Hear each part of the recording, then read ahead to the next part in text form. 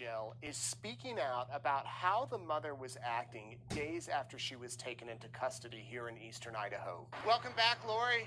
Where are your kids? Daybell arrived in Rexburg on March 5th from Hawaii. She didn't have much to say to me then, but when she was booked into the Madison County Jail, she opened up to a woman who was in the same jail pod. Now, this woman has asked EastIdahoNews.com not to use her name for safety reasons, so we are calling her Melissa Cook. Jail officials confirm that the two were in a segregated pod from March 5th through the 8th, and they were the only two women in there. Cook says she made it a point not to ask Daybell about Joshua J.J. Vallow or Tylee Ryan, her children who had been missing since September. Nobody knew where they were at the time, but Cook did not want to bring them up because she wanted to build a relationship of trust with Daybell. Cook says Daybell was always upbeat and friendly. She never showed any sign of heartbreak, never cried, did not appear to be disappointed, and was glad that she was no longer incarcerated in Hawaii because she said that there were roaches in the facility in Hawaii and that the conditions were, quote, awful. Now, the day after Daybell was booked in Rexburg, she was scheduled for her initial court appearance in Madison County. You might remember media outlets from across the country were huddled outside, and hundreds of Daybell complained to Cook about her dry skin. She was worried about how she would look during the court proceedings, so Cook gave her some lotion, deodorant, and makeup she had purchased from the commissary.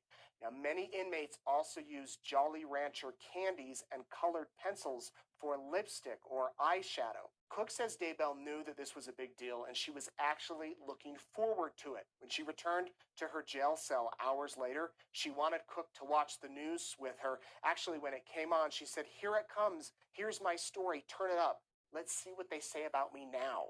Now, at that point, the big issue was whether Daybell was going to be able to post $1 million bail. Cook says she was coming and going from her cell to meet with her attorneys constantly. And one time, Cook said, "Are you going to be able to post it today?" And Daybell responded by taking her hand from her head, rubbing it down her body, and saying, "We'll see if all of this is worth $1 million." When Daybell was not with her attorneys, Cook says she was likely talking on the phone or having video chats with her son Colby or new husband Chad. Cook recalls her telling Colby to read the book of Job and saying that he would understand the challenges she was going through. Daybell said she was being tested like Job. At one point, she said, "Colby, just listen to me. Everyone wants to know what's going on, but it's none of their business. God doesn't judge me, and they shouldn't judge me. The prophet says to stay off social media, so don't go on there." Cook describes Daybell's calls with Chad, her husband, as, quote, nauseating.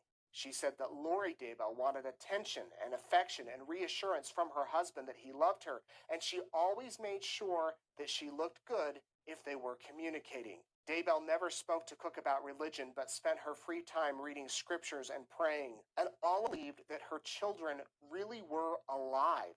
She said that she thought Chad and Lori had taken them to a polygamy compound while she and Chad decided to start a new life together in Hawaii. Well, after 4 days, deputies came and took Cook from the segregated portion of the jail to another part of the facility so that Daybell could be in isolation.